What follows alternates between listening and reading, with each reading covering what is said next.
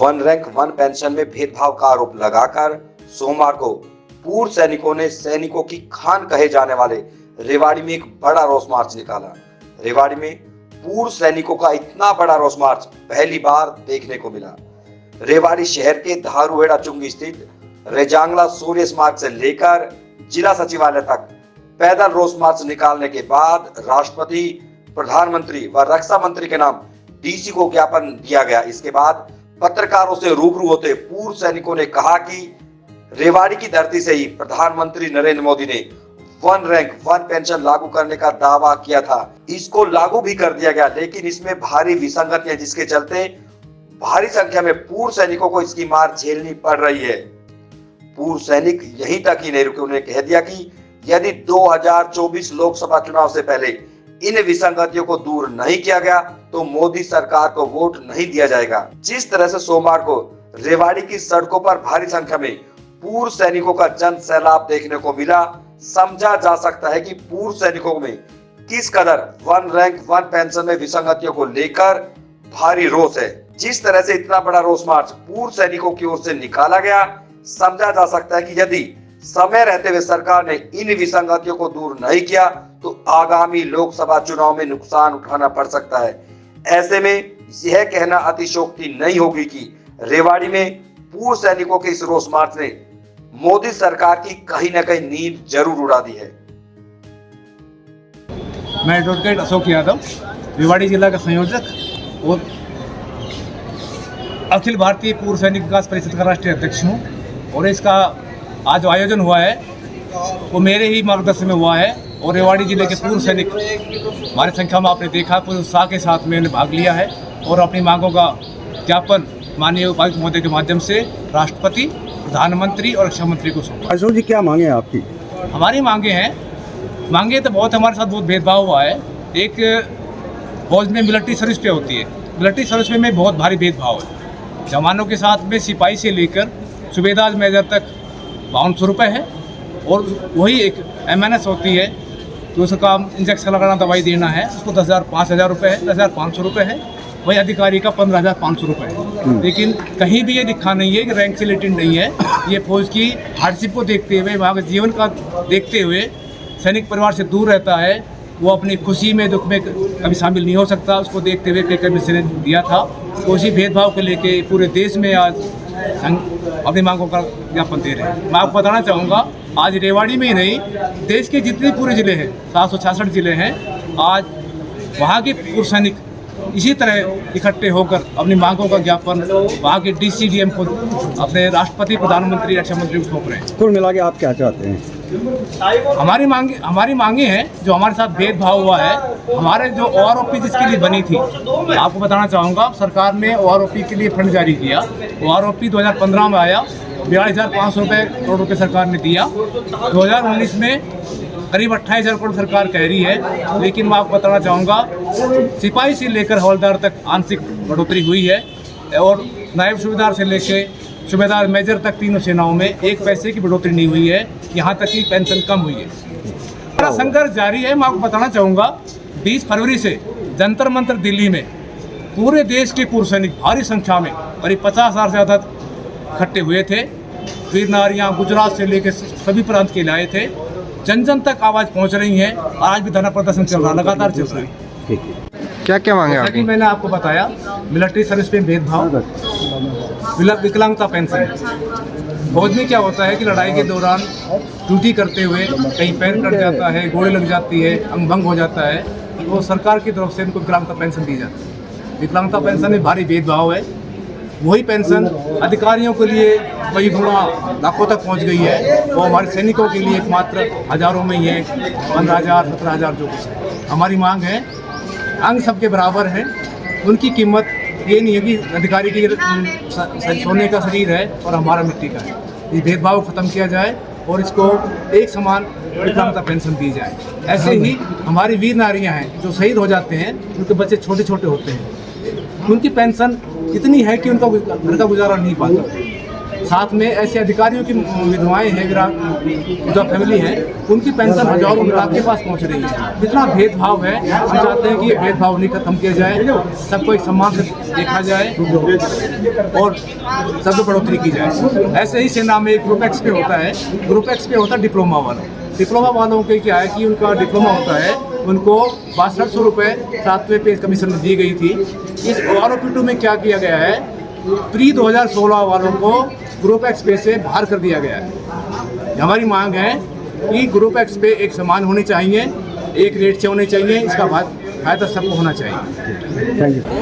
आज जो ORP 1 और 2 जो नरेंद्र मोदी जी भाई ने दिया है, हालांकि कांग्रेस ने उस समय नहीं दिया था, लेकिन 2014 में जब यहाँ पे नरेंद्र भाई मोदी आए थे तो उन्होंने आश्वासन दिया था कि मैं आप लोगों को ORP दूंगा। उन्होंने दी, लेकिन उसमें विसंगतियाँ बहुत छोड़ दी जी। तो हमने सोचा ORP 2 में वो दूर हो जाएंगे। उस समय भी हमने धरना प्रदर्शन और विज्ञापन दिए थे, लेकिन उन पर कोई अमली जामा नहीं पहनाया गया जी। लिहाजा अब ये ORP 2 हुआ है, इसमें बहुत सारी विसंगतियाँ हैं जी। इसमें तो इतना भेदभाव कर दिया है कि ऑफिसर्स और JCOs OR में डिस्पैरिटी बिटवीन मैन जी, आप कोट करना है इसको, disparity between man, same location same appointment, एक अफसर भी वहाँ रहता है, एक जवान भी रहता है, एक JCO भी रहता है। उनकी MSP है 15,600 रुपये, हमारी MSP है 5200 रुपये। बहुत बड़ा भेदभाव, क्योंकि वहाँ तो वातानुकूलित एरिया में रहते हैं वो लोग, डेजर्ट एरिया में जो है वो जवान और JCO जाता है। अक्सर फील्ड एरिया में लड़ाई में तो सभी आगे रहते हैं, लड़ता जवान है, इनाम किसी को मिलता है, फिर भी हम इस भेदभाव को हम सहते रहे। तब हम सेना में थे, हम बोल नहीं पाते। आज हम पूर्व सैनिक हो गए हैं, हम अपने हक और हकूक़ की लड़ाई के लिए ORP 2 की जितनी विसंगतियाँ हैं, जितने भेदभाव हैं, वो सब खत्म किए जाएं, अन्यथा ये सैनिक इस सरकार के खिलाफ और तो कुछ नहीं कर सकते, वोट नहीं देंगे। वोट वही पाएगा जो ORP 1 और ORP 2 की विसंगतियाँ दूर करेगा। इन्हीं शुभकामनाओं के साथ आप मीडिया कर्मियों का बहुत बहुत धन्यवाद।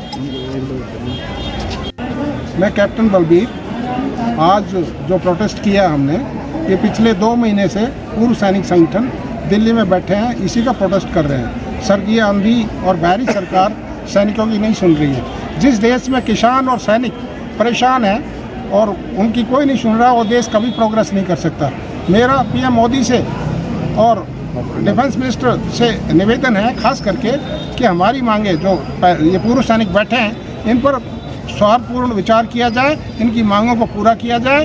और इसमें बहुत सारी डिस्पैरिटी हैं, और ख़ास करके जो ऑफिसर्स लॉबी है वो डिसेबिलिटी पेंशन लेके बैठे हैं, इतने मिल कर के आराम से, और एक जवान की कुछ नहीं सुनते हैं। एक ही कंडीशन में रह के, एक क्लाइमेट में रह के, एक ही तकलीफ सहन करके उनका कितना मल्टीप्लाई, सैकड़ों % अलाउंस ही ज़्यादा है, और जवान की कोई नहीं सुनता है। ऐसे ही विधवा पेंशन है, विधवा पेंशन का आप देखो, एक ऑफिसर्स का और एक जवान की पेंशन का कितनी डिस्पैरिटी, कितना अंतर है। ये सब बहुत गलत है, और इसका खामियाबा आने वाले, अगर इन्होंने नहीं सुना सरकार का, तो ये पेंशनर, आप समझो कि अगर एक परिवार में एक पेंशनर है और उसके 5 वोट है, तो 5 वोट आपके खिलाफ जाएंगे। ये खुली चुनौती है सैनिकों की। और आज पूरे देश में हर डिस्ट्रिक्ट में ये ज्ञापन दिया गया है PM के नाम, डिफेंस मिनिस्टर के नाम, और अभी भी अगर ये सुनाई नहीं हुई और सरकार नहीं जागी, तो इसका बहुत बड़ा खामियाजा भुगतना पड़ेगा। धन्यवाद। मैं एक्स तेरा कुमाऊँ रिजांगरा कंपनी, मेरा नाम कैप्टन रामचंद्र यादव, गांव मोहनपुर, जिला रेवाड़ी का रहने वाला। और आज जो हमने DC साहब के पास अपनी प्रार्थना पत्र दिए हैं, हमें आशा है कि हमारे DC साहब हमारे प्रार्थना पत्र को पहुंचाएंगे, क्योंकि हमारे जो अभी ORP में जो पैसे आए हैं और जो डिस्ट्रीब्यूशन हुआ है, उसके अंदर नायब सुधा मेजर, ओनली लेफ्टिनेंट, कैप्टन को बिल्कुल भी आउट कर दिया। ये हमारी मांग है कि सबको बराबर होना चाहिए। अभी इसमें ऑफिसर्स का ज़्यादा किस लिए दे रहे हैं, हमारी समझ में नहीं आ रहा है। तो यही कारण है कि अभी भी हमारे साथ भेदभाव हो रहा है। इस भेदभाव को दूर किया जाए। मैं एक्स हवलदार श्री कृष्ण विलेज गोलिया का डिस्ट्रिक्ट रेवाड़ी। मैं आर्टिलरी से 17 साल 3 महीने सर्विस करके रिटायर हुआ हूँ और आज जिस पर्पज़ के लिए हम इकट्ठे हुए थे उसमें जो डिस्क्रिमिनेशन कमीशन ऑफिसर्स और नीचे वाले रैंकों के प्रति जो हुआ है उसके विरोध में हम इकट्ठे हुए थे।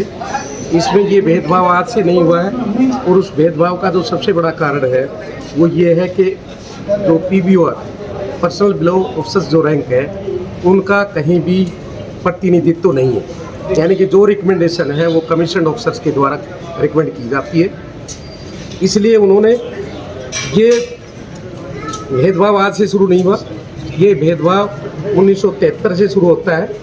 उससे पहले जो ORJ इश्यूज था उनका बेसिक सैलरी का 75% पेंशन होता था, कमीशन ऑफिसर का 45% होता था, जिसे रिड्यूस करके 50% कर दिया और कमीशन ऑफिसर्स का 45 से 50 कर दिया गया। उसके बाद